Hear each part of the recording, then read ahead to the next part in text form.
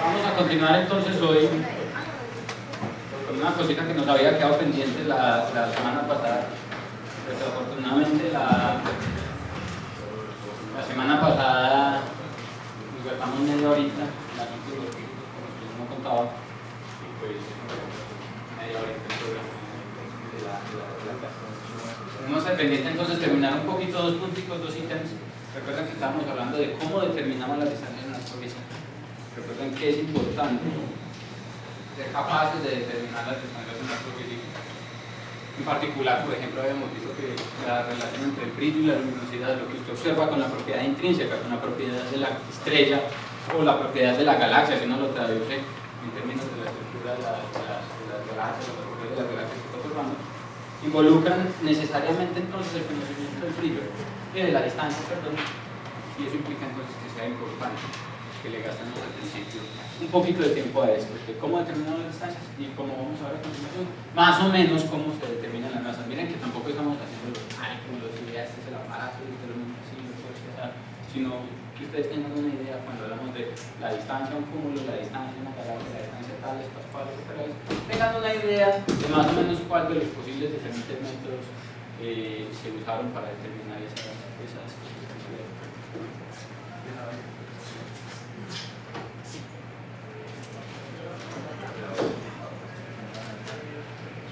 Entonces, nos habíamos quedado en esto. En particular, habíamos visto que usted puede determinar distancias de diferentes formas. Habíamos visto que usted puede determinar paralajes, habíamos visto que usted puede medir la distancia de los objetos en el sistema solar utilizando radar, utilizando las leyes de Kepler. Habíamos visto que para los objetos más lejanos, por ejemplo, cuando usted se arriesga a determinar las distancias a las galaxias a través del uso de mediciones de periodos, estrellas variables efeidas, estrellas variables de realidad, hay diferentes tipos de estrellas variables dependiendo de las características intrínsecas de la variación de la periodicidad y de las características físicas intrínsecas de la estrella. En términos generales, todas tienen el mismo truco. Si ellas varían, usted mide el periodo de la variación y el periodo de la variación lo lleva inmediatamente a conseguir información acerca de la magnitud absoluta de la estrella y, como habíamos visto entonces, lo lleva inmediatamente a conocer el módulo de distancia. Y con el módulo de distancia, en esa grafiquita que habíamos visto, inmediatamente saca la distancia a la que está la galaxia. Habíamos quedado entonces en que hay una propiedad observable de las galaxias espirales que relaciona la velocidad máxima de rotación de la galaxia con la magnitud absoluta de esa galaxia. La razón de esa relación la vamos a ver en las próximas clases, en la próxima clase, el próximo sábado. Nosotros nos quedamos hoy con el hecho de que existe esa relación, de tal manera que si usted es capaz entonces de medir la velocidad máxima de rotación de la galaxia a través de la curva de rotación de la galaxia, como habíamos visto, a través del corrimiento Doppler de las líneas en el espectro de la galaxia, usted puede determinar la velocidad de rotación de la misma. Y conociendo la velocidad de rotación de la misma, pues entonces se va para una gráfica como esta y con la velocidad de rotación de la galaxia consigue la magnitud absoluta. Y de nuevo, con la magnitud absoluta, usted consigue el módulo de distancia y otra vez con el módulo de distancia tiene la distancia. Y así es como conseguimos las distancias a las galaxias más lejanas. Aquí lo que estamos viendo son algunos ejemplos de curvas de rotación. Lo que uno hace, realmente, ustedes recuerdan las imágenes que les mostraba en la clase hace 8 días, usted monta un espectrómetro en el telescopio y apunta con el telescopio y con el espectrómetro en el telescopio a diferentes partes en la galaxia, aquí, donde cada una de esas bolitas. Y en cada una de esas diferentes partes mide un espectro. Cada una de esas diferentes partes le da información acerca de cómo se está moviendo este pedazo de la galaxia relativo a este, como veíamos en la clase pasada, a través del corrimiento de la línea. Si este es el espectro del centro de la galaxia, entonces esta línea que se corrió hacia el rojo indica que ese pedazo de la galaxia se está moviendo, alejándose de usted con relación al centro de la galaxia, y esta línea que se corrió hacia el lado, hacia el azul, le dice que se está acercando hacia usted. Inmediatamente usted interpreta eso como que con respecto al centro esa galaxia está quieta y está rotando. Como usted hace esa medición en diferentes partes de la galaxia, usted puede determinar cuál de todas esas partes tiene la velocidad máxima de corrimiento. La que tenga la velocidad máxima de corrimiento, de rotación, va a mostrar el mayor desplazamiento en la línea. Usted determina entonces cuál es esa región, mide ese desplazamiento en la línea, de ese desplazamiento en la línea usted mide la velocidad a la que está rotando la galaxia y se papea todo el dato. Y en particular se papea entonces el poder, o sea, adquiere inmediatamente derecho a conocer a qué distancia se encuentra esa galaxia. Y así es como conocemos las galaxias, las distancias a las galaxias más lejanas en términos del vecindario local del universo cercano. Me refiero del orden de 100 megaparsecs, por ejemplo, una cosa que ya es considerablemente grande en el universo observable, pero que no se puede hacer utilizando, por ejemplo, estrellas variables. A 100 megaparsecs, una estrella variable no se alcanza a resolver en comparación con las demás estrellas en la galaxia que se está observando, de tal manera que no es posible utilizar. Sin embargo, a 100 megaparsecs o más, hay una relación para las galaxias elípticas, hay una relación parecida que se conoce como la relación de Faber-Jackson. En lugar, para las galaxias elípticas, como vamos a ver inmediatamente después de que terminemos esta sesión de la mañana, las galaxias elípticas son objetos como este, son distribuciones esferoidales de estrellas, no tienen ninguna característica particular como si la tienen las galaxias espirales.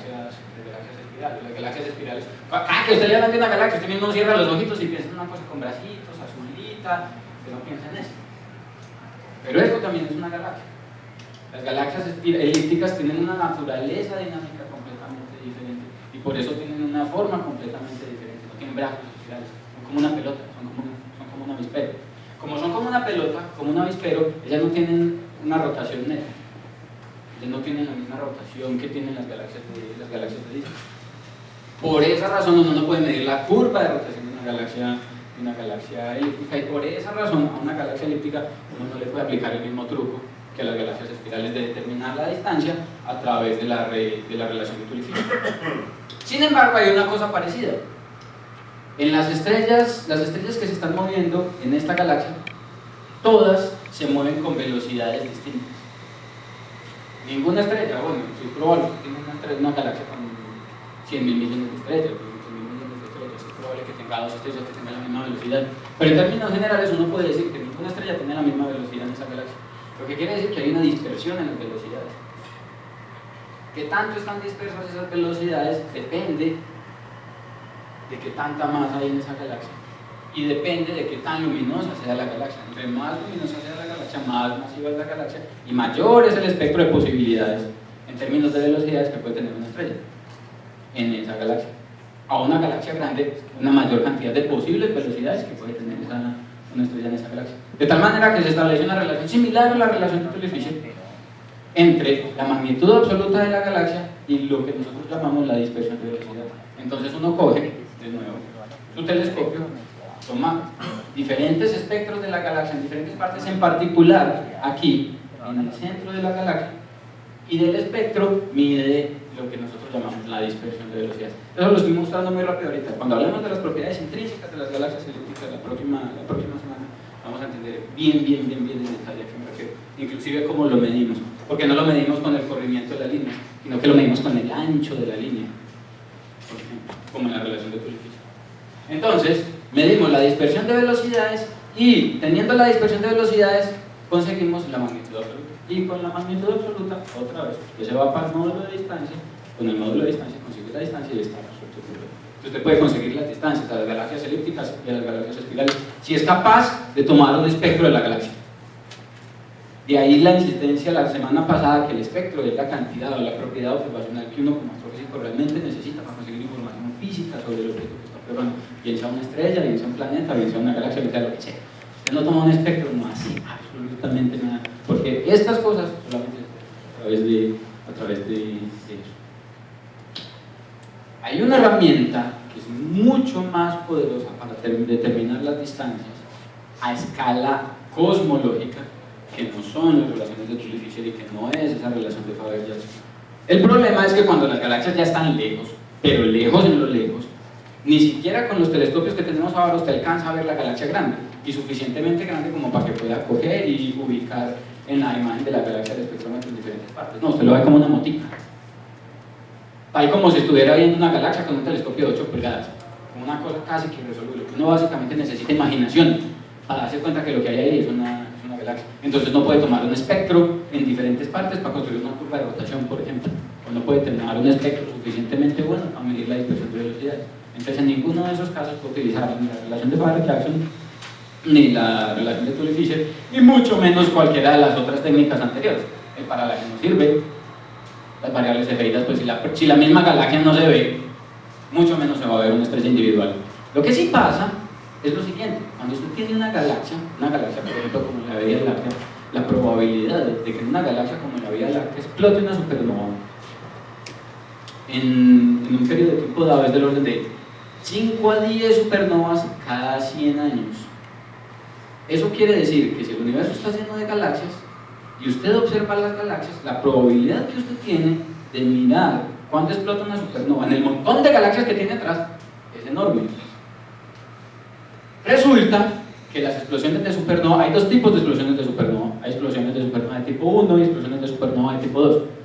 Las de supernovas de tipo 2 son todas las que todos conocemos, que está asociada a la muerte de una estrella masiva, que habíamos discutido en la clase pasada. Cuando se le acaba el hidrógeno, se le acaba el helio, se le acaba el carbón, se le acaba el silicio, se le acaba todo, llegan los núcleos de hierro, no puede funcionar, entonces ¡pum!, la estrella explota. Esa es una supernova de tipo 2. Hay estrellas supernovas de tipo 1, que están asociadas a un par de estrellas binarias. Un par de estrellas binarias es simplemente cuando usted tiene un par de estrellas normales, resulta que por lo general uno no espera que las dos estrellas tengan la misma masa. La estrella más masiva en ese par de estrellas va a evolucionar más rápido, se va a inflar más rápido y va a expulsar sus capas de material más rápido. Probablemente puede que termine siendo una estrella de neutrones o una blanca. Si es una estrella de neutrones, por ejemplo, el remanente final de la estrella compañera que hay aquí, resulta que el campo gravitacional de esa estrella de neutrones le empieza a robar masa a la estrella compañera, que todavía no se ha muerto, porque como tenía menos masa, tiene la oportunidad de vivir más tiempo. La vida de una estrella de baja masa es mucho más pausada. Esta estrella entonces construye a su alrededor lo que nosotros llamamos un disco de acreción, como lo vemos aquí. Usted tiene una estrella aquí masiva, o una estrella gigante, probablemente puede ser por ejemplo el Sol, que se está inflando cuando se esté muriendo, y una estrella de neutrones imaginaria, una estrella de neutrones compañera, empieza a robarle la masita a esa estrella. Ese disco de acreción produce entonces construye alrededor de la estrella de neutrones un disco de material que orbita. Ese disco de acreción se calienta porque hay fricción entre las diferentes capas de material. La velocidad de rotación aquí en el centro es mucho más grande que la velocidad de rotación del gas aquí en la periferia. Eso se conoce en física, en astrofísica, como una rotación diferencial. Esa rotación diferencial hace que diferentes capas contiguas del fluido surtan fricción unas contra otras, así como usted surte fricción con la atmósfera cuando va en una moto, cuando va en un carro con las ventanillas abiertas. Usted siente el viento porque está sufriendo fricción con el aire, y esa fricción calienta el gas, de la misma manera que la fricción del aire con un avión calienta las láminas del avión o de un cohete. Es exactamente el mismo proceso de fricción y es exactamente el mismo proceso de calentamiento.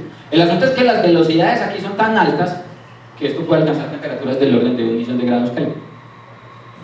Ese gas que está orbitando alrededor de la estrella de neutrones en este disco de acreción eventualmente va a caer sobre la superficie de la estrella de neutrones.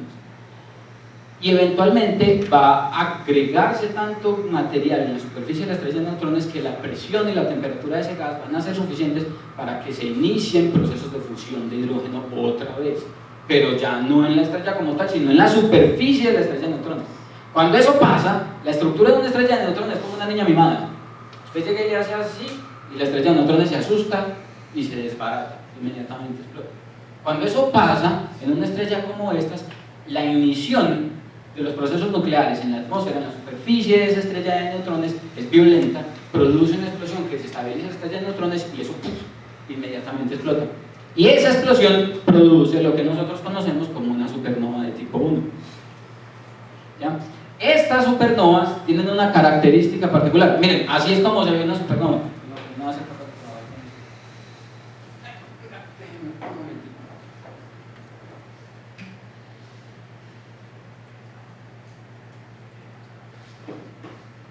Entonces, miren que lo que tenemos ahí son varias galaxias, una vez observada sin la supernova y otra vez observada con la supernova.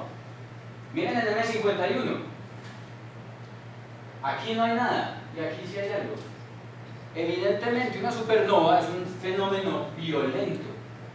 Que usted alcance a notar la diferencia de un evento puntual en un objeto que está en una galaxia en la quinta porra, necesita o tiene que ser obligatoriamente un fenómeno bastante energético, bastante poderoso. Las explosiones de supernova para algunos de ustedes es un misterio, es uno de los fenómenos astrofísicos más violentos que tenemos ahora sí se escucha, sí, que tenemos en el universo observable. Ustedes miren aquí hay una supernova que aquí no está, o una estrella que aquí no está.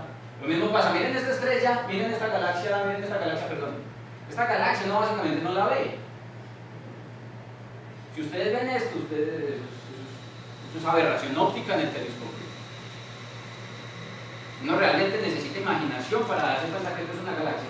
Sin embargo, en las vecindades de esta galaxia aparece algo que es muy notable y mucho más notable que eventualmente la misma galaxia.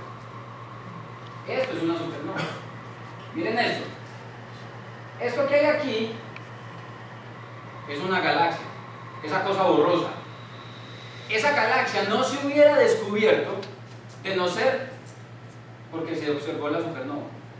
Hay veces que las galaxias se descubren porque una supernova explota y entonces uno nota el contraste entre lo oscuro del background con el brillo eventual de la fuente puntual asociada a la supernova. Entonces uno dice, ahí pasó algo. Vamos, que ahí tiene que haber pasado algo y ese algo muy probablemente es una supernova. Y entonces cuando ya se enfocan y se concentran bien en observar ese pedacito, observan que en efecto lo que vieron fue una supernova que está hospedada en una galaxia que está tan lejos que realmente no se hubiera visto, a no ser, o que no se hubiera visto si no hubiera explotado ese Ah, una duda, ¿uno cómo hace en galaxias tan lejanas para distinguir qué es una tipo 1A de una corriente? Exactamente. El asunto es que las supernovas de tipo 1A tienen dos características particulares. La primera, de nuevo, el espectro. Las supernovas de tipo 1A, como están asociadas a la explosión de una estrella de neutrones, cuando ellas explotan, liberan un montón de hidrógeno junto con otros materiales. Las supernovas de tipo 2 explotan las capas, cuando uno las observa inmediatamente lo que explotan son las capas exteriores de la estrella. Los espectros de las dos supernovas son distintos. Entonces cuando uno mira las líneas, los metales que aparecen en cada una, las temperaturas y las propiedades del material y del medio en esas dos cosas, a través del espectro se da cuenta que una es de tipo 1 y que la otra es de tipo 2. La primera. Y la segunda es que las supernovas de tipo 1, que esta es la característica importante, tienen una curva de luz particular. La explosión de una supernova de tipo 1 empieza con una cosa que no es tan brillante, incrementa su brillo en el tiempo, incrementa su brillo y luego decrece su brillo pausadamente. Todo esto pasa en un periodo de un mes, entre 1 y 2 meses, así como vemos aquí. Todo lo que vemos aquí, cada una de estas curvas de cada uno de los colores, es la evolución en el brillo de diferentes supernovas en un periodo de días del orden de entre 1 y 2 meses. ¿Ya? Y miren que todas esas supernovas siguen exactamente el mismo comportamiento.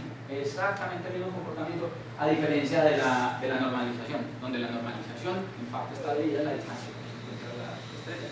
Si usted normaliza todas las curvas, es decir, las escala todas, las compara todas con la misma regla, todos los puntos que están aquí dispersos se describen con un mismo y único comportamiento, que es este.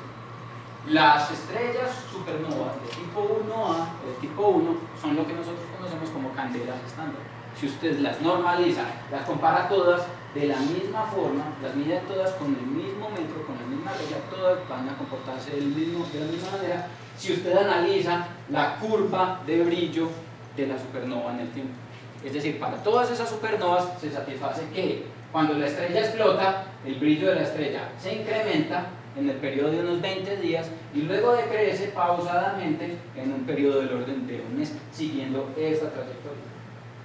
Como todas las supernovas satisfacen ese comportamiento, usted podría determinar la posición del punto máximo de brillo durante el tiempo en la explosión de la supernova y eso le daría información suficiente para determinar la magnitud absoluta de esa explosión.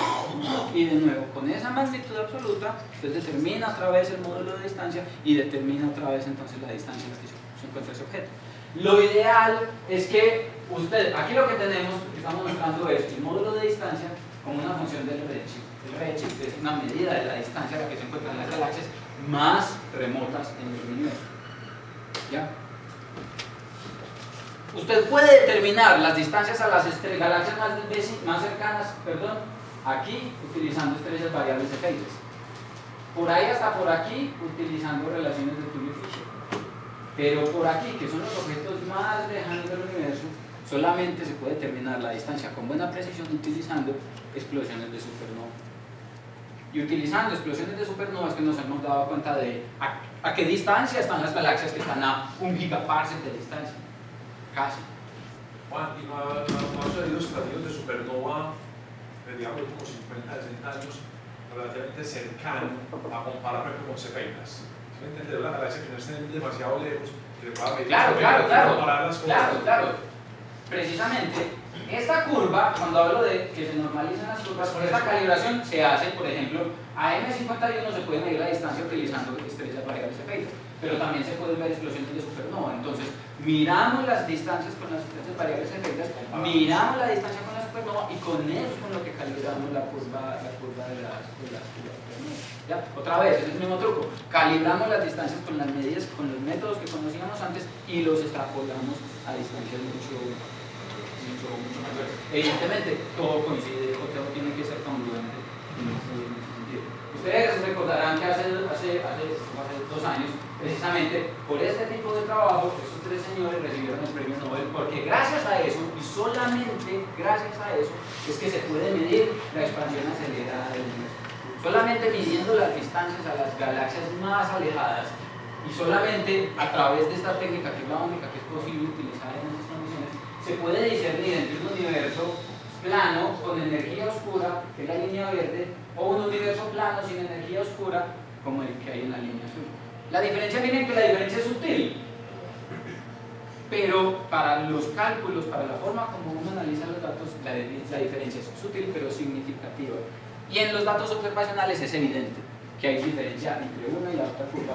Y estos datos que están aquí arriba nos indican entonces que el universo se está expandiendo de manera acelerada por culpa de la presencia de la energía oscura. Y eso se logró a través de la determinación de distancias a los objetos más lejanos, a través del uso de supernovas.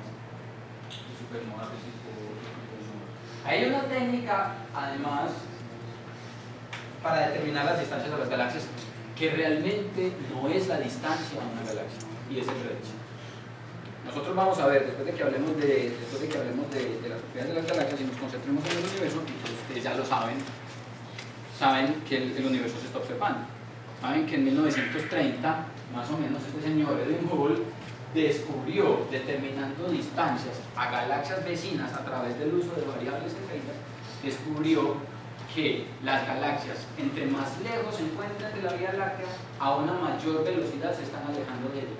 Es decir, usted se está alejando de mí a 5 kilómetros por segundo, usted a 10, usted a 15, a 20, a 30, si yo fuera a la Vía Láctea y cada uno de ustedes fuera una galaxia.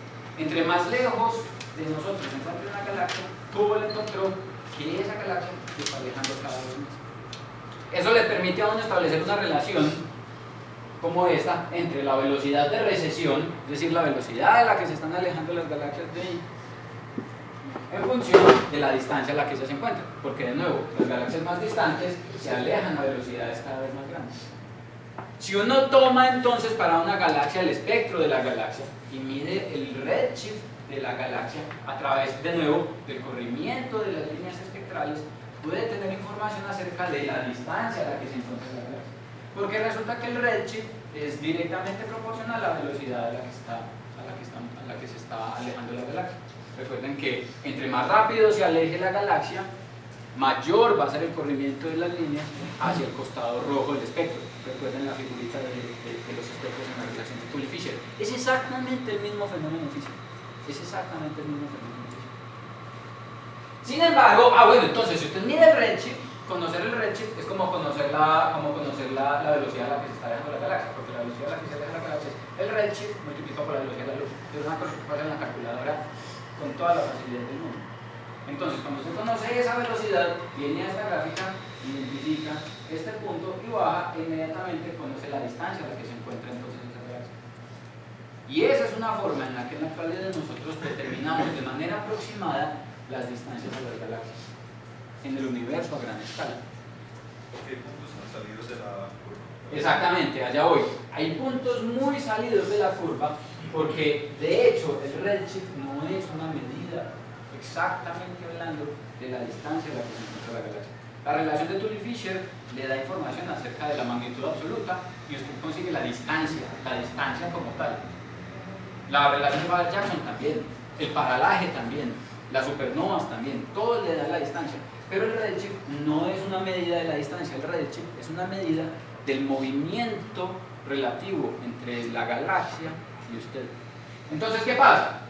Les pongo un ejemplo. Las galaxias en el universo, como les había comentado en la charla inaugural, a esas escalas tan grandes, lo único que manda la parada es la gravedad.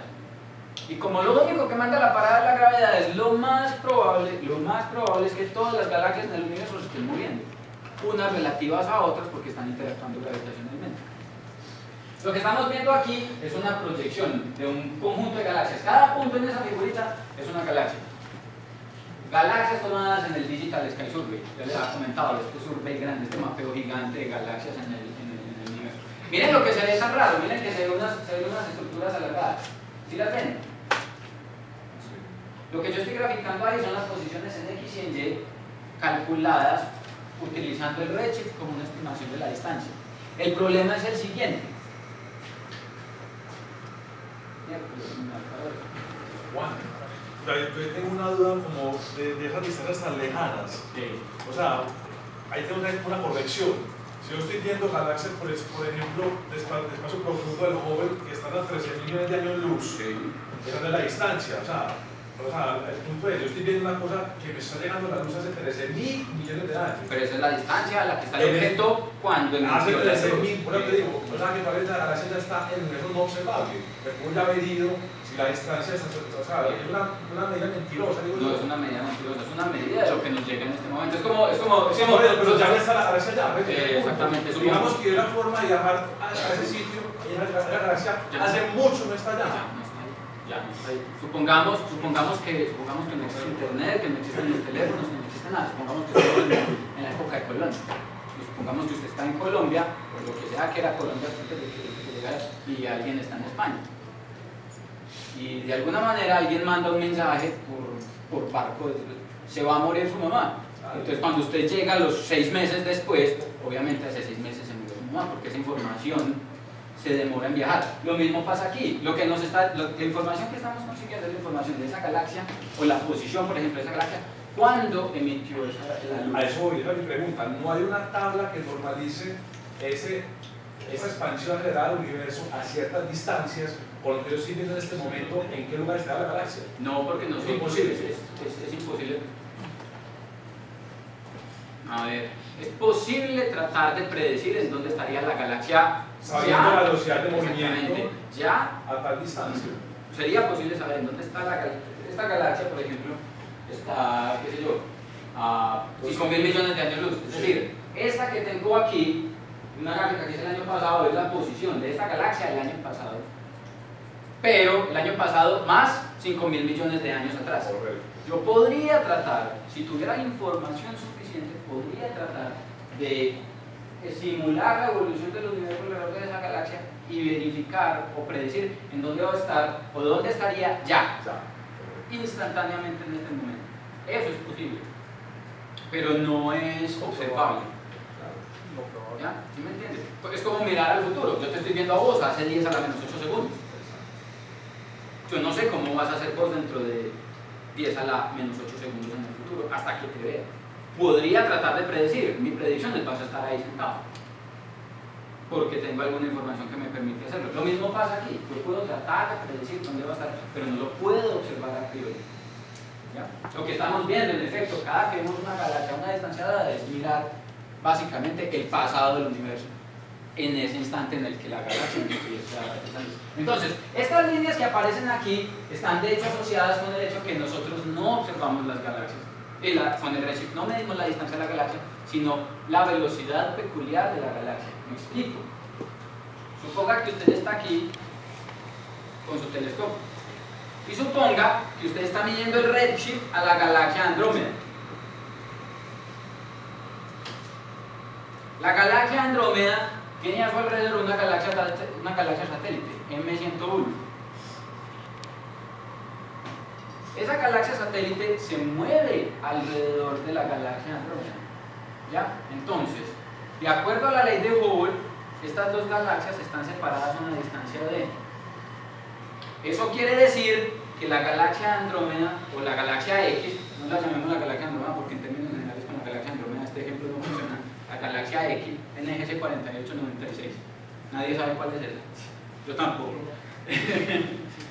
porque está ubicada a una distancia d, entonces esa galaxia se aleja de nosotros a una velocidad v, que es directamente proporcional a la distancia a la que se encuentra esa galaxia, ¿cierto?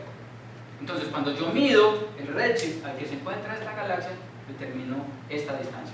Ahora, voy a medir el redshift al que se encuentra esta galaxia, ¿cierto? Pero resulta que esta galaxia está orbitando alrededor de esta y se viene moviendo en esta dirección. Cuando yo mido el redshift desde aquí a esta galaxia, el redshift que estoy midiendo es la suma entre la expansión del universo en esta dirección a esta distancia más la velocidad a la que esta galaxia se está aproximando. ¿Ya? Y eso hace que la distancia que yo determine no sea la distancia real a la que está el objeto, sino un estimativo más o menos de a qué distancia está. Si yo hago eso, entonces si yo hago eso con muchas galaxias, si yo tengo aquí una galaxia con muchas galaxias satélites y mido el redshift, entonces las galaxias que aquí se vienen acercando en esta dirección, con relación a esta galaxia van a aparecer corridas hacia el azul, ¿cierto? Lo que quiere decir que van a ejercer una elongación en esta dirección, como están corridas hacia el azul, pareciera que se acercan a usted, entonces están más cerquita de la galaxia que está en el centro que esta, y estas se están moviendo en esta dirección,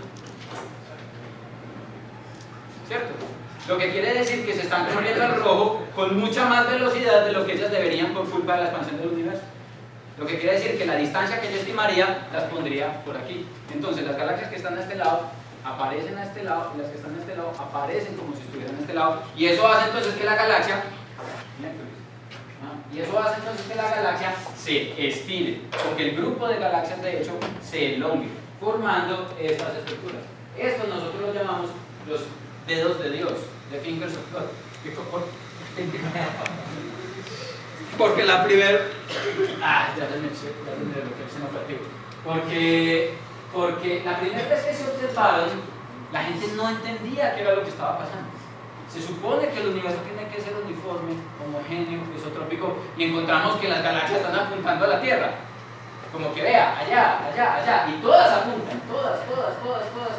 Hubo un momento en el survey, en el APM, que se encontró de hecho una estructura que parecía un muñequito, que apuntaba en la dirección en la que estaba la Tierra. Esa figura no fue más que el efecto de lo que nosotros llamamos los dedos de Dios, the fingers of God, que se observan en los cúmulos de galaxias, porque usted determina el redshift, no la distancia. Entonces, cuando uno determina la distancia a una galaxia utilizando el redshift, consigues un más o menos de la distancia, no el valor exacto, porque usted realmente no sabe si esta galaxia está interactuando con otra y esa interacción modifica las velocidades, como pasa en este caso, por ejemplo. Esto es un par de galaxias interactuantes y lo más probable es que todas las galaxias del universo están interactuando unas con otras, de tal manera que la probabilidad de conseguir una distancia exacta a través del redshift es realmente bajita. Uno consigue un más o menos, y por eso entonces es que hago la anotación acerca de eso. Miren lo que pasa cuando yo corrijo los efectos de las distorsiones de redshift. Aquí ya no estoy graficando las galaxias, aquí estoy graficando solamente las galaxias grandes, las galaxias que no se mueven porque son las más gordotas. Cuando usted es la galaxia más gordota, usted no se mueve, son las demás las que se mueven alrededor suyo. De tal manera que cuando usted mide la distancia a una galaxia gordota a través del redshift, lo más probable es que esa sí sea la distancia. Si yo hago solamente eso, miren que inmediatamente desaparecen los fingers of God, los dedos de Dios. Inmediatamente. Y ahí sí entonces usted está determinando la distancia a la que se encuentran esos objetos. Entonces, una pregunta, si nos quedó claro. ¿Por qué decimos entonces que el redshift no es necesariamente una medida de sustancia? La cosa no es tan sencilla. Y esto sí fue claro. Si no fue claro, díganme. ¿No fue claro? No, la verdad es esa.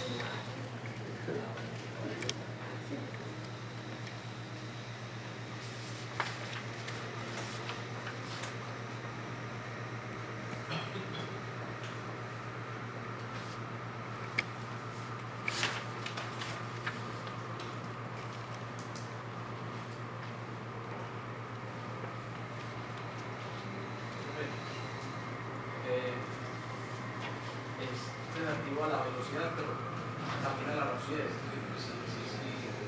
Mientras más rápido, también hay más corrimiento en la revisión.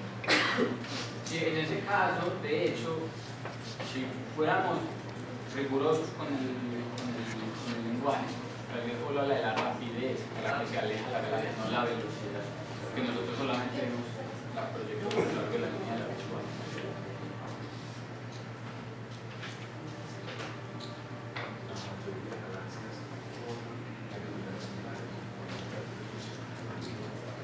¿Cómo así que con velocidades similares? Por eso sí, pero ¿cómo así que con velocidades? ¿Tienen con velocidades similares dicen que tienen la misma velocidad? No, de hecho hay variaciones, hay variaciones, depende de la masa. Pueden variar entre 100 y 200 y casi hasta 300 kilómetros por segundo. Eso es un montón. Las más masivas rotarán más rápido. ¿Se ha estimado cuál puede ser el porcentaje de error en la medición de esas distancias? ¿Perdón? ¿Se ha estimado el porcentaje de error de esas distancias? ¿De cuáles? De las que yo mido las galaxias. Por ejemplo, Depende de la técnica. Depende de la técnica. Cada que se hace una medición, como esto, otra vez, esto es ciencia, y son números, entonces tiene que haber un número y tiene que haber una barra de error. Miren que en efecto, por ejemplo, con la gráfica de la supernova, hay barras de error. Porque a cada medida uno puede calcular el tamaño de la barra de error. Dependiendo del método, unos métodos son más precisos que otros, también depende de las condiciones. Si usted está utilizando, por ejemplo, las variables efeidas, en una galaxia muy lejana, el tamaño de la barra de error es más grande que si utiliza, por ejemplo, la relación de ¿de qué orden? es del orden entre 10 y 30% en el peor de los casos. ¿Ya? Entre 10 y 30%, 30% siendo el peor de los casos. Bueno, no fue el aporte que hizo mérito para que se ganara el premio Nobel, que no lo escuché. Esto, Sí, señor. el asunto es el siguiente, el asunto es que desde hace años, no sé, he hecho memoria. Sí, no, desde el 98. La historia viene más o menos como lo siguiente. Ustedes saben, porque les he estado contando precisamente, todo este problema del estudio de la cosmología y de las galaxias no tiene más de 100 años. Como les contaba en la primera charla, las galaxias como galaxias se descubrieron por a finales de los 30, en 1900. El próximo 2030 van a cumplir 100 años las galaxias.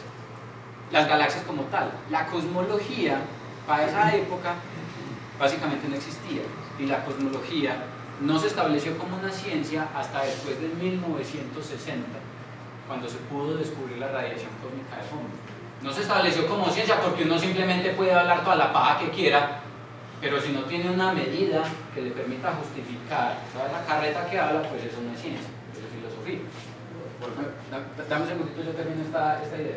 Entonces, hasta entre 1960 y hasta principios de 1980 se estableció un conjunto de modelos que describían la dinámica del universo y toda esta cosa. Pero no se conocía bien entonces cómo estaba constituido ni cuál era su dinámica. Entonces hasta 1980, de hecho hasta 1990, había todo un espectro de posibilidades. Podría darse que el universo se expandiera por siempre, podría darse que el universo se expandiera hasta cierto punto y colapsara sobre sí mismo, se podría dar que se expandiera por siempre cada vez con velocidad mayor, y todas esas cosas determinan entonces un futuro distinto para el universo, un futuro distinto para la galaxia y una estructura completamente diferente para el universo. La única forma de hacer eso es precisamente determinar la distancia de los objetos más grandes para poder determinar cómo se están moviendo, cómo se están alejando de nosotros y poder inferir entonces precisamente de qué está hecho el universo y ver si se está colapsando, expandiendo con una velocidad constante o expandiendo con una velocidad acelerada, por ejemplo. La contribución de estos señores radicó precisamente entonces que entre 1998 y 2006, 2007 casi 2008 diría yo también, hicieron un survey del cielo buscando, haciendo cacerías de supernovas, precisamente para tener suficiente información, tanta información como fuera posible, de observaciones de explosiones de supernova para medir las distancias a las galaxias más lejanas que nos permitieran entonces determinar de qué está hecho el universo y para determinar cuál es el destino final de ese universo. Entonces el Nobel a estos señores se los dieron precisamente por eso, la contribución fue esa.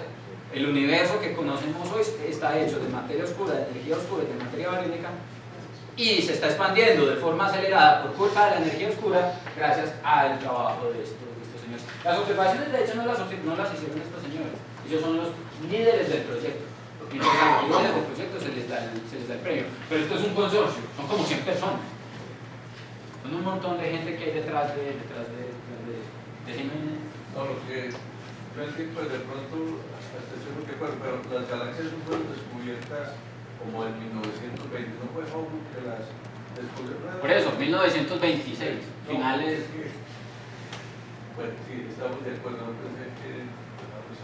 Por eso las galaxias eran observadas desde antes, las galaxias las observaba Herschel en 1700, pero eran nebulosas, no sabían qué eran. Son galaxias como tal, es decir, son cuerpos independientes de nuestra propia Vía Láctea desde 1930 más o menos. Es decir, existen como tal solamente desde 1930. Básicamente, entonces, eso resume a grosso modo todas las técnicas que nosotros conocemos, las más importantes que conocemos para determinar las distancias en astrofísica. Sobre todas ellas voy a volver luego. Cuando estemos hablando de cosmología vamos a volver a la historia del Big Bang, vamos a volver a la expansión del universo y vamos a volver a esa gráfica y vamos a volver a la determinación de las distancias sobre la supernova. Yo quiero simplemente que tengan un conjunto de cositas en la cabeza ahí para que cuando hablemos de distancias o de masas tengan una idea de más o menos qué posibilidades se pudieron haber utilizado para determinar esas distancias o esas masas. Las distancias entonces, como vieron, son un chicharrón. Determinar las distancias en una galaxia es un chicharrón. Determinar la masa es peor. ¿Usted cómo determina cuánta masa tiene usted?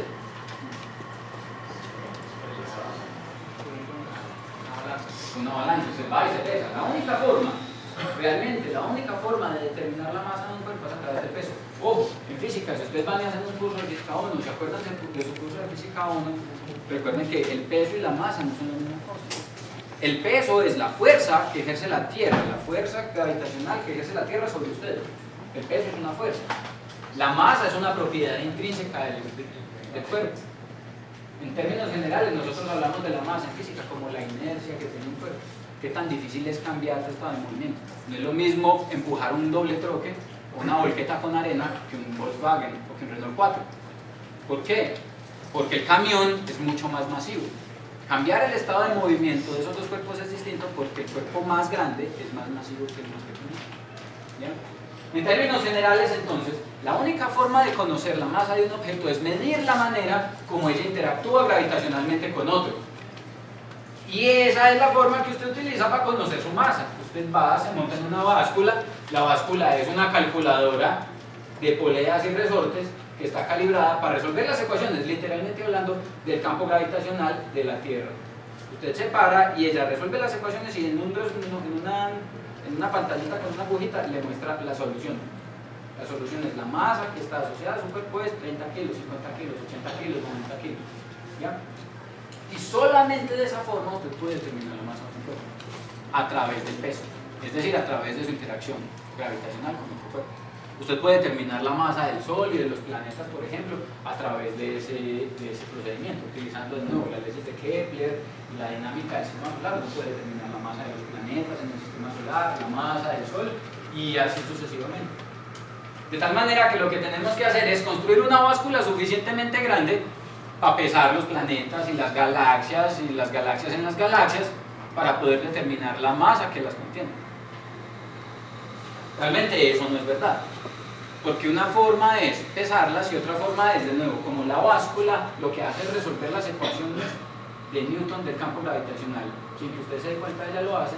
Lo que nosotros podemos hacer es observar el movimiento de los cuerpos en el cielo, mirar cómo se están moviendo, mirar, por ejemplo, con qué velocidad se están moviendo, y de esa información resolver las ecuaciones de Newton del campo gravitacional y determinar la masa como si fuéramos una báscula, ¿cierto? Es básicamente la misma receta. De esa manera, entonces, nosotros determinamos la masa de los planetas en el sistema solar. Pero esas medidas de la física sí son, digamos, extrapolables a esas distancias del universo. La idea es que nosotros asumimos, y lo vamos a asumir y lo vamos a asumir formalmente cuando hablemos específicamente sobre cosmología, y es que asumimos que el universo tiene que jugarle igual a todo el mundo. Entonces las leyes de la física tienen que ser las mismas aquí, tienen que ser las mismas en la China, tienen que ser las mismas en París, tienen que ser las mismas en Marte, tienen que ser las mismas en Plutón, en la galaxia Andrómeda y en la galaxia que está en aquí Tacoros. Si las leyes de la física no son las mismas en todas partes, el universo no es justo. No es homogéneo, no es isotrópico, y entonces no tiene gracia estudiar un universo que hace lo que le da la gana, donde le da la gana, cuando le da la gana. No se podría estudiar. ¿Ya? Entonces, una suposición general de la física es que las leyes de la física son universales. Y por eso precisamente nosotros podemos hablar del campo magnético de Júpiter. Porque el campo magnético lo estudiamos aquí, pero vamos y lo vemos allá. Y utilizamos las reglas de la física que estudiamos aquí en la Universidad de Antioquia en un planeta que está a millones de kilómetros de distancia.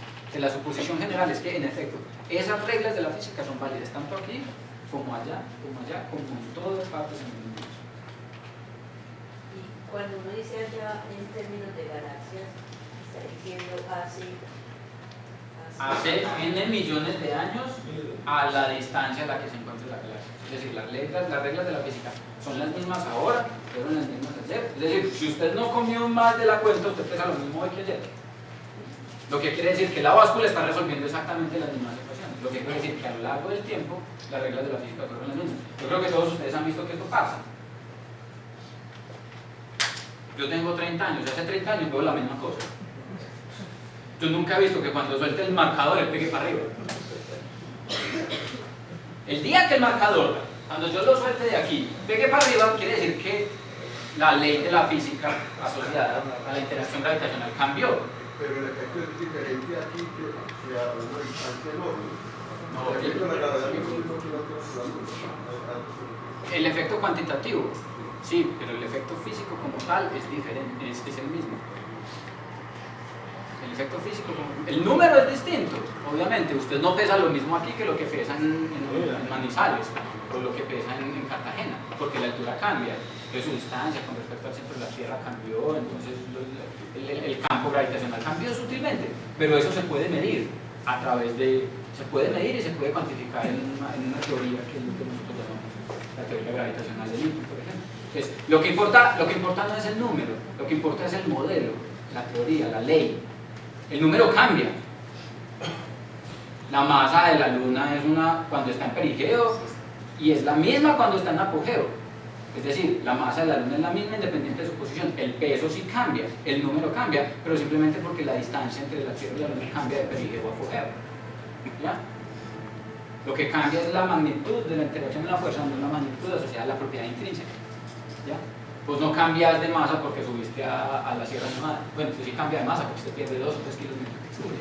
Pero suponiendo que usted no pierda peso mientras que sube y baja, pues eso no pasa. Entonces, utilizando las reglas de la mecánica, utilizando las ecuaciones de Newton, literalmente hablando de las ecuaciones de Newton, las mismas que aprendió en física en el colegio, uno puede determinar la masa del sólido de los planetas en el sistema solar. Utilizando exactamente las mismas ecuaciones, usted puede determinar las masas, por ejemplo, en sistemas de estrellas variables. Porque las estrellas variables, las estrellas binarias, las estrellas binarias son pares de estrellas que están juntas y que están orbitando una alrededor de la otra. Les pongo ejemplos de estrellas binarias. Próxima Centauri, la estrella más cercana al Sol, no es una estrella sola, es un sistema triple. Son 3 estrellas junticas que están orbitando mutuamente una a la otra, todas alrededor del centro de masa común realmente.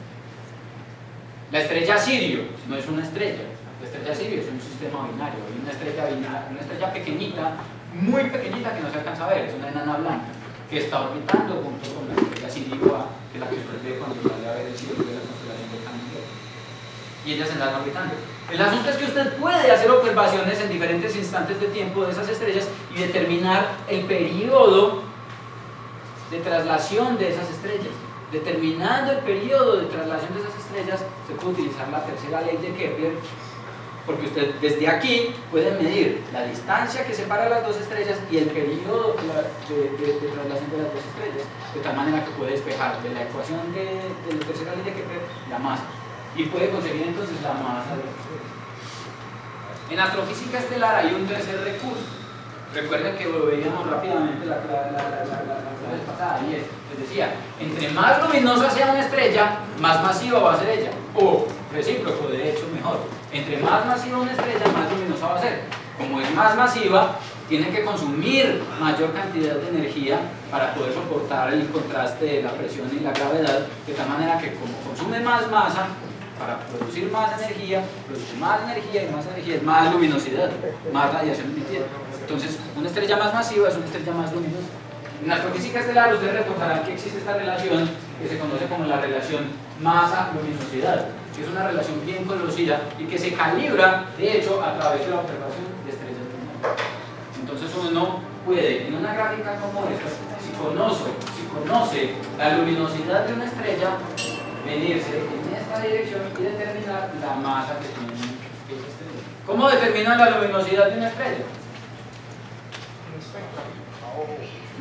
La luminosidad viene con la magnitud absoluta y usted la puede determinar con la distancia, si es capaz de medir con la distancia, la puede determinar del espectro, si es capaz de medir la temperatura y identificar el tiempo espectral de la estrella. Hay diferentes formas, de tal manera que si usted es capaz de alguna manera de identificar la luminosidad de esa estrella, entonces es capaz de calcular o de estimar la masa de esa estrella. Esto no es como pesar las estrellas. Es de nuevo como lo que hacíamos en la relación de Curie-Fisher, es valernos de una relación de proporcionalidad entre una cantidad y la otra que está físicamente bien justificada para poder obtener un número a partir de otro. Esa relación está físicamente bien justificada y se calibra a través de la observación, por ejemplo, de sistemas de estrellas. Entonces, para determinar las masas de las estrellas, realmente lo que uno hace es utilizar, por ejemplo, la relación masa-luminosidad.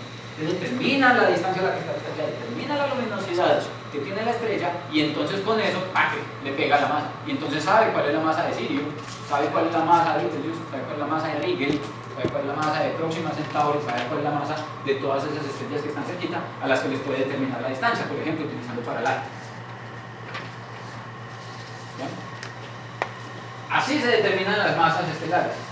Pero si usted se va a escalas superiores, tiene que pensar, por ejemplo, en cuál es la masa de una galaxia. ¿Cómo determina usted la masa de una galaxia? ¿Qué se les ocurre a ustedes? Pongan, ustedes llegan, se los llevan de paseo con observación y dicen, bueno, tenemos esta galaxia, calculémosle la masa. Con lentes. Recuerden, las reglas de la física son exactamente las mismas.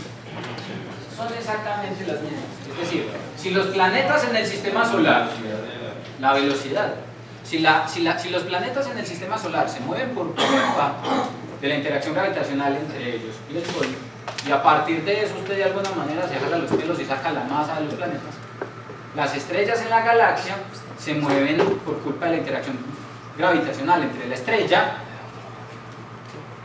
entre una estrella y la galaxia. De tal manera que la velocidad a la que se está moviendo esa estrella en la galaxia depende de la masa de la galaxia.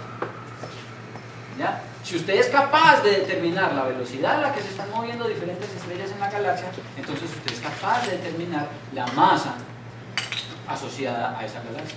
Claramente, entre más masiva sea la galaxia, ¿ustedes qué esperan que cómo sea la velocidad? Mayor.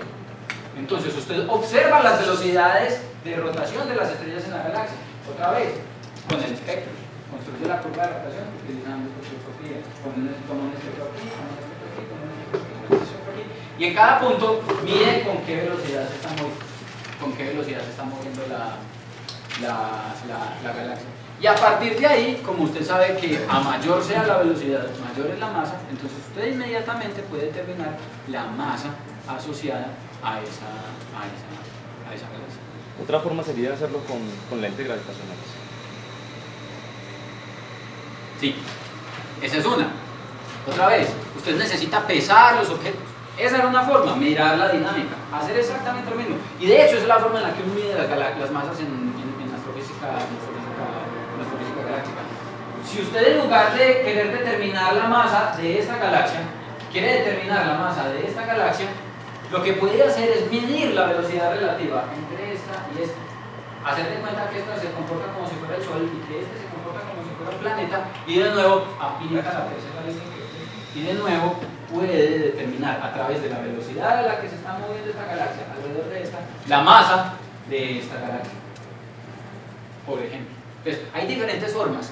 Todas lo que buscan es, de alguna forma, medir con qué velocidad se mueven las estrellas en la galaxia, o las estrellas en el sistema planetario, o las estrellas en el sistema binario, para determinar entonces las características de la dinámica gravitacional. Entonces uno coge, le mete esos números a las ecuaciones de Newton, y de las ecuaciones del campo gravitacional de Newton saca de una gratis el valor de la masa de ese objeto, como lo hace la báscula que usted tiene en el baño de su.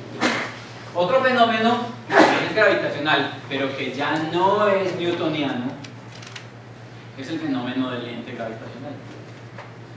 El fenómeno del lente gravitacional lo vamos a discutir con detalle cuando hablemos al principio de la parte de cosmología, de lo que tiene que ver específicamente con relatividad general. Está asociado con lo siguiente: los rayos de luz siguen trayectorias dictadas por la geometría del espacio-tiempo. A usted, lo más normal es que los rayos de luz sigan trayectorias rectilíneas. ¿Cómo así que rectilíneas? Muy sencillo. Suponga que hay una persona detrás de la pared, suponga que hay una persona parada aquí atrás. Aquí. ¿Usted por qué no puede ver a esa persona? La luz no pasa. Porque la luz no pasa. ¿Pero por qué la luz no pasa? Porque la luz no pasa simplemente por ahí dándole una vuelta a la puerta. Porque los rayos de luz no se pueden doblar. La persona que está allá detrás emite rayos de luz, y esos rayos de luz viajan así, tac, en línea recta. Le pegan a la pared, le pegan al muro, le pegan a la puerta, pero ellos no van a decir, vamos a dar la vuelta por aquí, nos metemos, damos la vuelta, culebreamos y llegamos hasta luego. No, un rayo de luz, cuando una fuente lo emite, suponga entonces que este es usted. Cuando esa fuente emite ese rayo de luz, sale de aquí y llega hasta acá, donde estoy yo. Si usted pone un obstáculo, inmediatamente usted deja de ver a la persona, porque el rayo de luz se bloquea. El rayo de luz no va a hacer esto. No. El rayo de luz hace eso si usted pone espejos. Es decir, usted pone un espejo aquí, y luego pone un espejo acá, y luego pone un espejo aquí, y luego pone un espejo acá. Pero en todos los casos, la luz se propaga siguiendo trayectorias rectilíneas. ¿Sí o no?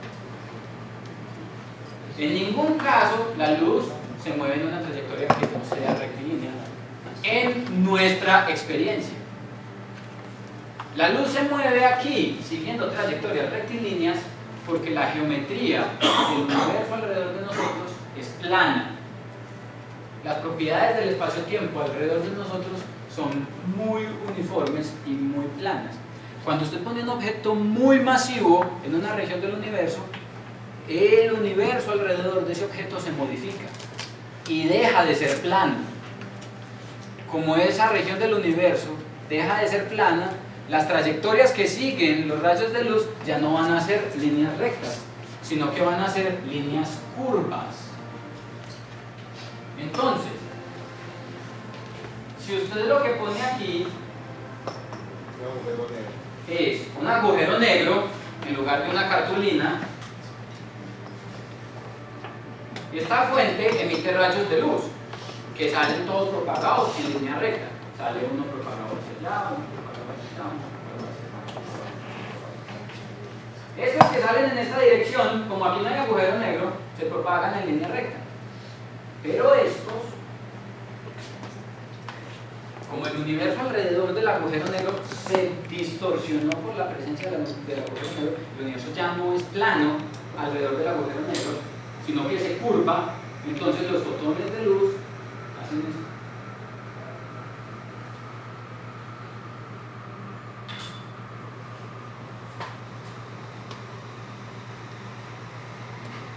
¿Ya?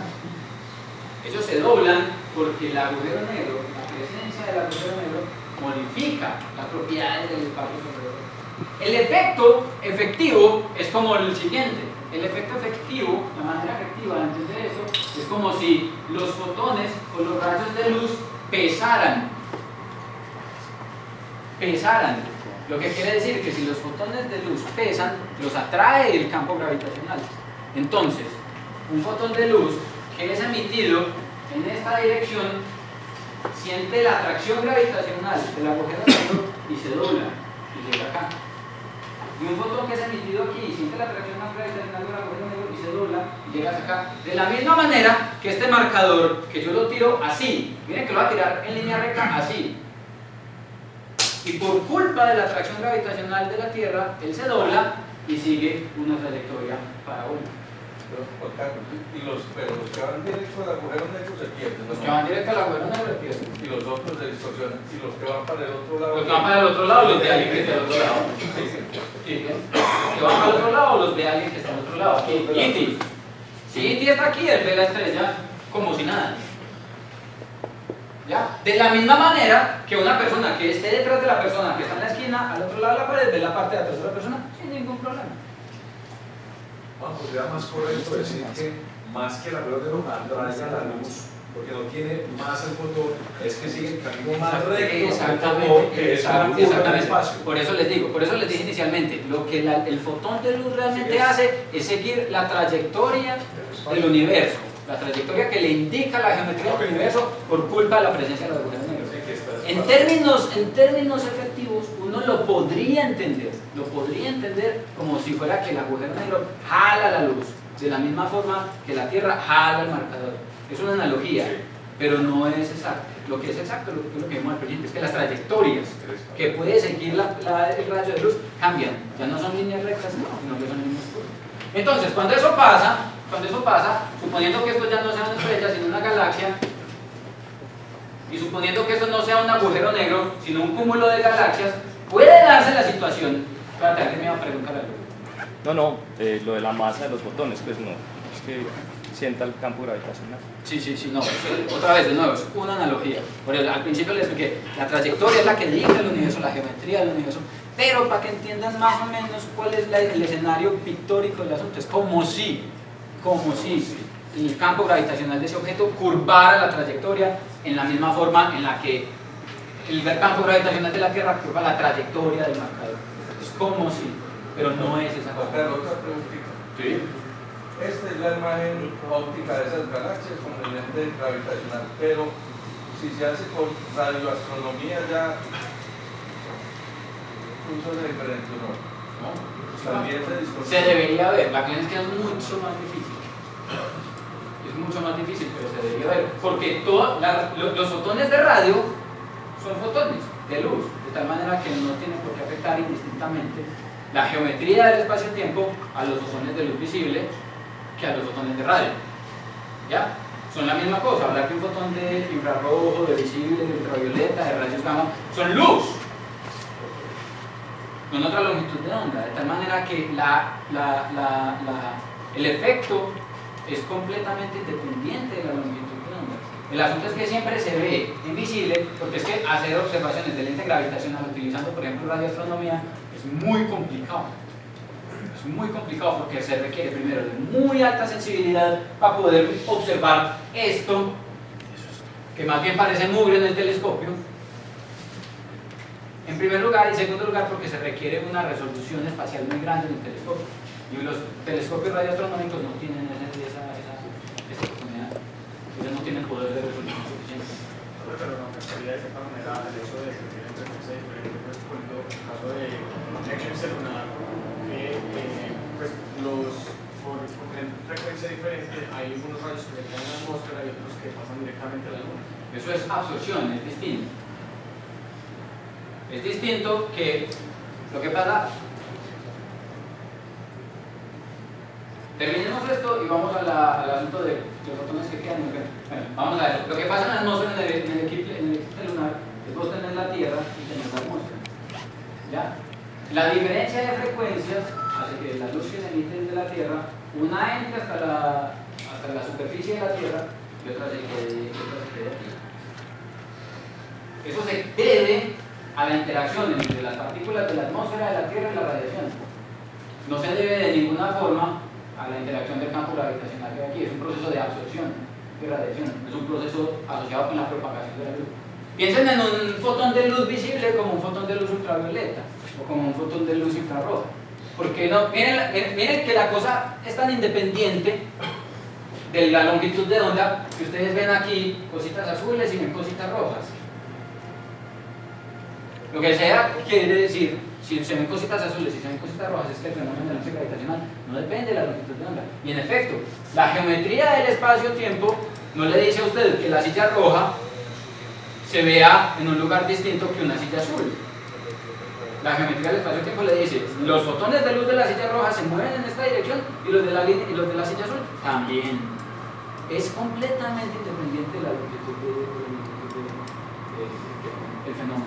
El asunto es cómo se observa más fácil que invisible. Déjame un momentico termino entonces esta idea. El asunto es el siguiente: cuando quita la estrella y pone una galaxia, y quita el agujero negro y pone un cúmulo de galaxias también tiene mucha masa.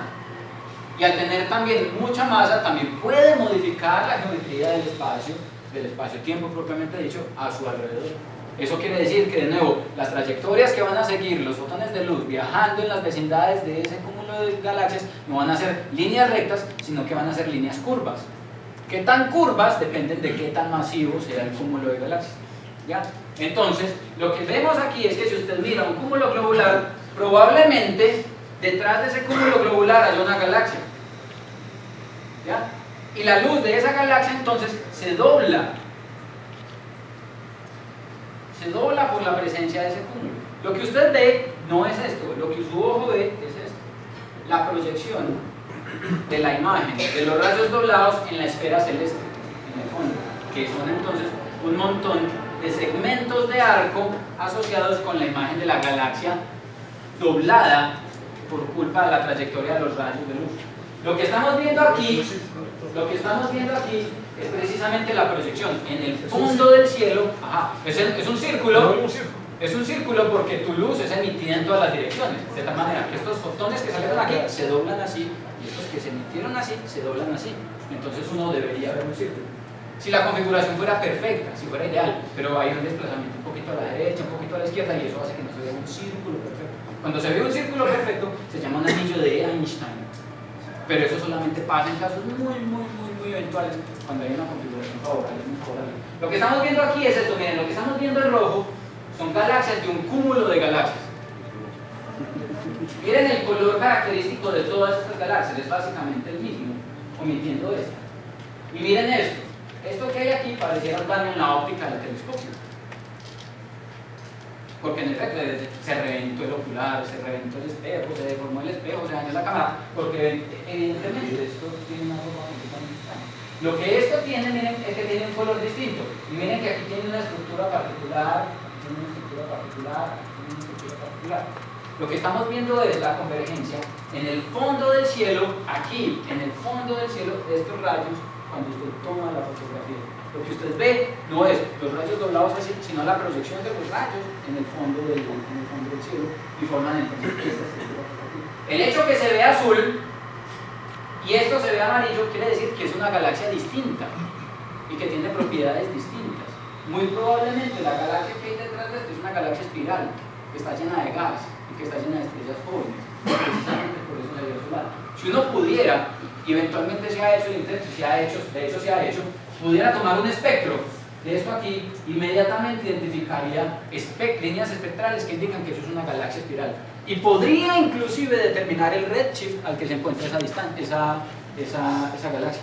Porque la modificación de la trayectoria del rayo de luz no cambia para nada ni la expansión del universo, ni la longitud de onda de la radiación, ni qué tanto se corrieron las líneas hacia el azul o hacia el rojo por culpa del movimiento de la galaxia. De tal manera que esto. Ahora, la pregunta es, ¿para qué me muestra esto? Resulta que dependiendo de qué tan masivo sea el cúmulo de galaxias, va a ser el efecto del ente gravitacional. Si uno mide el tamaño de este arco, el tamaño de este arco es directamente proporcional a la masa del objeto que está aquí.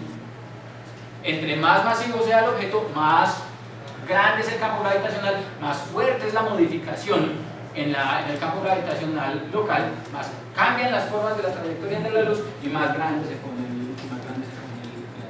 Entonces, si usted mide el tamaño de este arco, de alguna forma mide la masa del objeto que está aquí en el centro.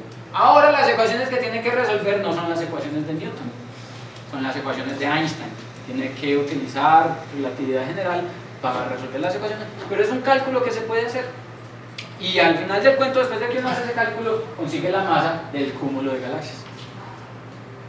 Ahora que están hablando de la materia oscura, ¿cómo se afecta esa imagen con la acción de la materia oscura? En efecto, cuando uno determina la masa de este cúmulo de galaxias a través del fenómeno del ente gravitacional, lo que mide es la masa total. Ahí no hay discriminación de nada. Entonces mide la masa en la forma de estrellas, en la forma de gas, más la masa en la forma de marcianos, vacas y pollos, más la masa en la forma de materia oscura, más estrellas de neutrones, agujeros negros, enanas blancas, todo. Porque como es la masa total que está modificando el espacio-tiempo, y lo que estás cuantificando es que tanto se modificó el espacio-tiempo alrededor, ahí es donde uno dice entonces, la masa que estamos determinando ahí es la masa total de la galaxia. No hay forma de medir. Ahí, aquí en este caso particular no hay forma de discriminar. Ahí no hay forma de discriminar. Oye, ¿se le ha gustado a estas galaxias amarillas medir la masa de manera diferente para... Claro que se hace. Claro que se hace. Se puede medir el movimiento particular de cada galaxia en el cúmulo y determinar la dispersión de velocidades en la galaxia en el cúmulo y simular la dinámica de todo el cúmulo y estimar la masa. Hay diferentes formas de hacer una estimación de la masa de un cúmulo y en muchos casos, en la gran mayoría de los casos, todos los resultados son consistentes. Si uno tiene esto y determina la masa con el ente gravitacional y luego determina la masa utilizando los movimientos de las galaxias en el cúmulo de galaxias, consigue más o menos el mismo valor de esa masa. Una pregunta, teniendo presente lo de la materia oscura entre la relación masa-luminosidad, ¿sí aporta? La relación masa-luminosidad, miren que se las mostré para estrellas. Las estrellas no tienen materia oscura.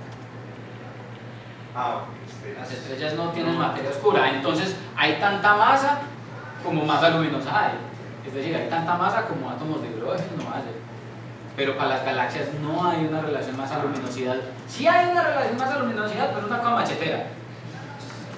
Sí, se la puedo mostrar luego. Es una cosa machetera porque en efecto hay una relación entre la fracción de masa total de la galaxia y la luminosidad de la galaxia. Pero no son una relación 1 a 1, como si es en el caso de las estrellas. En el caso de las estrellas es una relación 1 a 1 porque vos ves tanta masa como tanta masa hacia en la estrella, porque es que la ves.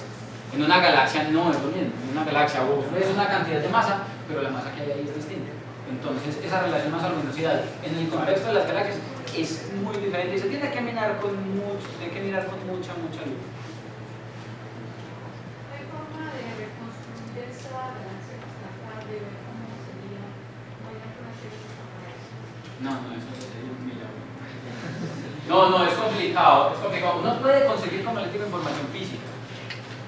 saber cuál es el color de la galaxia, saber si es una galaxia espiral, una galaxia elíptica, si tiene gas, no tiene gas, si es una galaxia, si son varias, eso sería posible. Pero hace cuenta si la galaxia está haciendo así, si está haciendo así, no es posible. Uno no puede hacer una reconstrucción completa porque le falta información.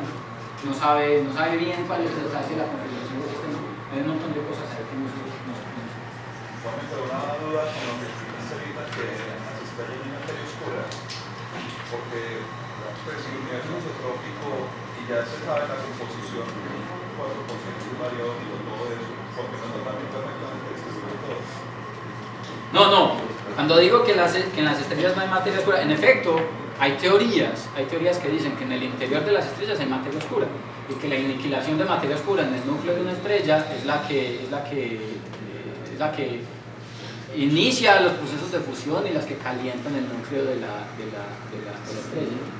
El asunto es que si uno estudia en detalle la estructura de una estrella, por ejemplo como el Sol, es capaz de explicar todo lo que se observa en el Sol sin la necesidad de decir que allí hay materia oscura. El problema con la materia oscura es que es materia que no interactúa fuertemente, sino a través del campo gravitacional. Entonces, en efecto, a través de usted puede estar pasando tanta materia oscura como usted quiera.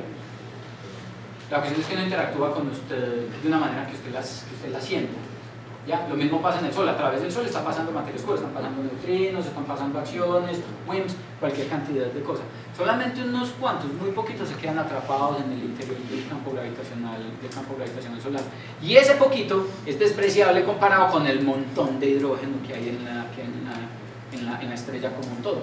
De tal manera que uno dice, eso está hecho de hidrógeno, eso no está hecho de materia oscura. ¿Ya? No es que no haya la posibilidad, suponiendo que la materia oscura exista y que sean partículas elementales, de que en el interior del Sol y de que en el interior de la Tierra haya partículas de materia oscura. El asunto es que la fracción de eso es despreciable comparado con el resto. ¿Ya? ¿Sí?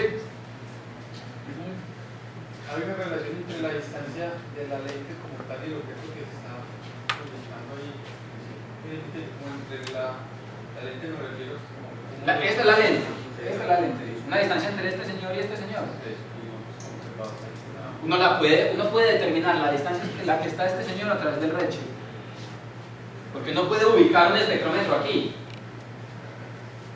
Y ubicando un espectrómetro aquí mide el espectro de esta luz, que es como medir el espectro de la luz emitida por esta galaxia. Llegó de rebote, pero llegó. Entonces, a través de ese rebote, se puede determinar el espectro de la galaxia y medir el redshift de esta galaxia y darle cuenta qué distancia está y tener información sobre la distancia relativa. Espera un momentito. Respecto a lo anterior de materia bariónica oscura, si todo se construyó, digamos, a partir de materia bariónica y la oscura es lo que no podemos explicar con la bariónica acerca del universo, entonces, bueno, tendría como sentido pensar en que lo que ya se construyó con bariónica no tiene que tener oscura para explicarse. No te entendí.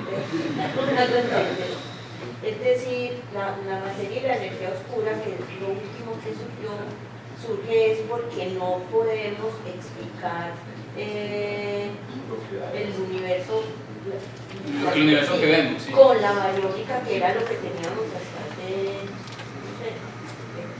hace 50 años. Sí. Entonces, todo esto otro de la energía oscura y la materia oscura no tiene que entrar directamente a lo que ya tenemos construido. Exactamente, porque no se ha visto, no se ha observado que haya una influencia de la materia oscura en la estructura del Sol. Lo necesitamos para lo que no entendíamos. Exactamente. ¿Quién sabe cómo evolucionaría? La materia oscura era a grandes escalas. Exactamente. Ni siquiera galaxias. No, la materia oscura sí se ve a grandes escalas en galaxias. Pero a la escala solar, a la escala del vecindario del Sol, a la escala del sistema solar, la materia oscura es un continuo, un tejido más o menos suave, uniforme, y no hay fluctuaciones, y el campo de densidad es uniforme, de tal manera que básicamente no juega ningún papel importante. Y si detrás del lente hay varias galaxias, entonces ya debería, el espectro no se alteraría. O No se altera. No se altera. Miren, como tenemos entonces, tenemos la galaxia que está aquí. Esta es la misma figura que tengo aquí, simplemente proyectada en la situación. Tiene el cúmulo de galaxias aquí, la galaxia que está emitiendo la luz aquí. El rayo de luz, o el fotón de luz, sale, se curva y llega aquí y forma esta estructura. El telescopio espacial lo observa y lo que observa es la luz que llegó desde esta galaxia. Como lo que está observando es la luz que llegó desde esta galaxia, el espectro es igual, tiene las mismas propiedades. Es como decir lo siguiente: supone que vos tenés el sol aquí y tomás un espectro acá. Ahora, supone que vos tenés el sol aquí, pones un espejo aquí y tomás un espectro del sol reflejado en el espejo. ¿Usted espera que haya alguna diferencia entre este espectro y este espectro? No, el sol no cambia porque usted lo mira a través por un espejo, así como usted no cambia. Lo único que cambió fue la trayectoria de la luz. Lo que pasa aquí es exactamente lo mismo, lo único que cambió fue la trayectoria de la luz, no la propiedad de la luz. De tal manera que el espectro que se mide es exactamente el mismo espectro del objeto, que si lo estuviera viendo con o sin la luz. Si hay varias galaxias es posible. Si hay varias galaxias uno las puede detectar, porque como diferentes galaxias tienen diferentes huellas digitales, tienen diferentes espectros, uno se puede dar cuenta que aquí hay una galaxia azul, que aquí hay una galaxia roja, bla, bla, bla, bla. Eso es posible. No, pero Claro. sí, no es si nos daban realmente pues, porque la velocidad que se mueven las galaxias. Sí. Pero está bien, no me dice una distancia, pero lo que me importa a mí es el más allá. ¿Cuál será entonces? A estos señores les dieron un premio, sí, Nobel, sí, pero lo importante, la pregunta pues que me hago es, ¿cuál es el futuro? ¿Cuál es realmente el destino final del universo? Le dieron un premio, pero entonces completémoslo, dígame, ¿a dónde vamos? Dígame el resto del premio. Se lo voy a decir en la segunda mitad del curso. Primero estamos hablando de las propiedades de las galaxias. Cuando hablemos específicamente del universo, vamos a mirar cómo se forma el universo, por qué es que se expande, porque es que estos señores ven que la expansión del universo es acelerada y para dónde es que vamos. Ya, eso no lo podemos hacer en un minuto que nos queda antes de irnos a tomar el tiempo. Ya, téngame paciencia, que yo sé que todos ustedes están muy curiosos acerca del rollo de la materia oscura, de la energía oscura, de la expansión del universo. Lo tenemos que gatear antes de caminar. Sobre el universo, si miran el programa, van a ver que hay un conjunto de sesiones después de que hablemos de relatividad general, en las que miramos en detalle cuál es el asunto de la dinámica del universo, cuál es el asunto de la expansión del universo y cómo juega, por ejemplo, cuál es el papel que juega la energía oscura y la materia oscura en ese futuro del universo, en ese pasado del universo, en ese futuro del universo. Se va a expandir esta cosa por el infinito, hasta el infinito, va a volver a colapsar, lo que va a pasar. Necesitamos tener un poquito más de herramientas antes de... Tenga esa pregunta anotada porque estoy seguro que se la va a resolver. El curso está diseñado para resolver. Hay otro conjunto antes de terminar con esta diapositiva, hay otro conjunto de herramientas, muchas otras formas de determinar la masa de las masas en astrofísica. Por ejemplo, utilizando observaciones en rayos X de cúmulos de galaxias. Si uno mira un cúmulo de galaxias, esto es un cúmulo de galaxias, es el cúmulo de la coma, es un cúmulo de Abel, digo, visto en óptico, visto con sus ojos. Recuerden que les comentaba también en algún momento, el universo se comporta distinto dependiendo de la longitud de onda en la que usted lo vea.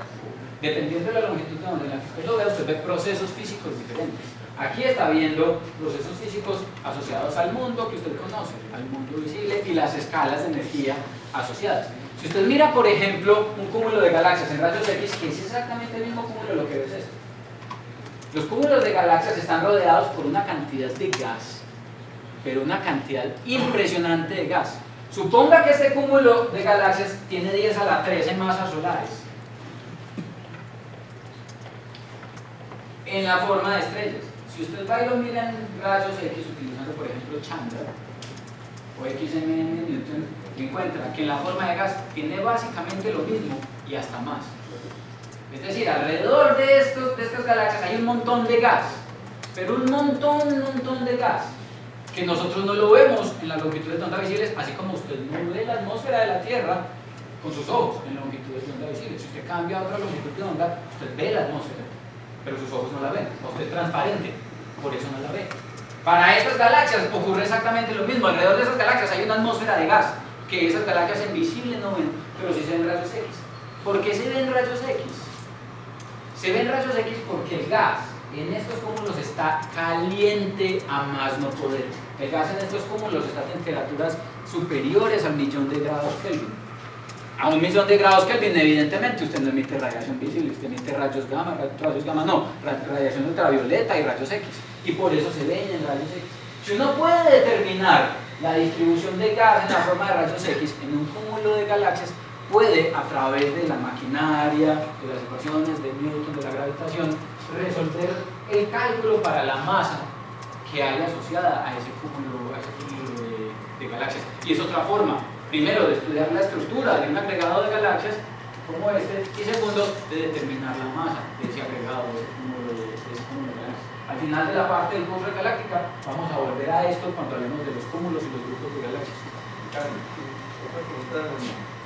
En las lentes gravitacionales con radioastronomía, ¿cómo se ve? ¿Como lentes gravitacionales? Se vería igual. Se debería ver igual. Se debería, pero el asunto es que no se puede. Hay un asunto asociado con la resolución. Déjenme, yo termino esto y les cuento para los que quieran, para los que no tengan sed o hambre, les cuento cuál es el problema de hacer lente gravitacional con radioastronomía. Hay otra forma y es estudiar, por ejemplo, la dispersión de materia oscura en todo el universo a gran escala. Esta es una de las cosas en las que yo trabajo, por ejemplo. Uno coge un survey de galaxias, con un pedazo del cielo, hijo de madre, coja 500.000 galaxias observadas en el Digital Sky Survey. Y con ese conjunto de galaxias, uno construye mapas asociados a grupos de galaxias y a cúmulos de galaxias. Y a cada uno de esos cúmulos y grupos de galaxias le asigna una masa, de acuerdo a la luminosidad del grupo. Por ejemplo, uno esperaría, como las estrellas más masivas tienen más luminosidad, uno esperaría que los grupos de galaxias o los cúmulos de galaxias más masivos fueran también los más luminosos. Utilizando cosas como esas, uno estudia la distribución de galaxias en el universo a gran escala y trata de reconstruir la distribución de masa en el universo a gran escala, y con eso también se puede hacer una idea acerca de cuánta masa hay en el universo cuando usted corta una tajada de este tamaño, por ejemplo. Cada punto que estamos viendo ahí, cada una de esas notas es un cúmulo de galaxias como este que estamos viendo aquí. Cada punto de esos. Aquí cada puntico de colores es una galaxia, y aquí cada pelota de estas grandes es un cúmulo de galaxias. Y cuando uno hace una técnica como esas, que es una cosa que ya definitivamente no puedo explicar en 2 minutos, puede conseguir información asociada, por ejemplo, con coger un pedazo, cortar un pedazo de torta, un pedazo del universo, y calcular entonces cuál es la masa que hay en ese pedazo grande, una caja de 50 megaparsecs por 50 megaparsecs, la corta, calcula la masa y la regala a la mano. Esa es otra forma, utilizar entonces la distribución, las propiedades de la distribución de galaxias a gran escala para conocer la masa de las galaxias. Las masas de las galaxias y las masas de los cuerpos astrofísicos en general. Otra vez, hago hincapié en este detalle. Lo que vimos sobre las distancias y lo que acabamos de ver sobre la determinación de la masa es solamente un brochazo para que cuando hablemos otra vez sobre la masa de la galaxia, cuando hablemos de la masa de la galaxia de Andrómeda, cuando hablemos de la distancia de la galaxia de Andrómeda, ustedes ya sepan más o menos de qué cosas es que estoy hablando. Pues ustedes ya digan, la masa tal galaxia, ustedes mismos cómo la calcularon. Entonces ya saben que la pudieron haber calculado midiendo la curva de rotación de la galaxia, o si tiene un fenómeno de lente gravitacional asociado, o si les hablo, por ejemplo, de la masa en todo el universo, o de la densidad de masa en todo el universo, podrán entender que estoy hablando de que cogimos un pedazo del universo observable, y a ese pedazo del universo observable le estudiamos las propiedades de distribución de las galaxias, y de ahí calculamos la densidad de masa del universo, por ejemplo. Solamente para que tengan una idea ahí en el fondo y podamos marchar un poquito más mejor. Vamos a hacer una pausa, arranquemos a las 11. Y entonces les cuento en este momentico cuál es el problema con radioastronomía para hacer observaciones en radio de Entonces, salir las personas que están becadas, por favor, que se para dejarles estos datos. Y ahorita al final, las personas que faltan por la fotografía para tomar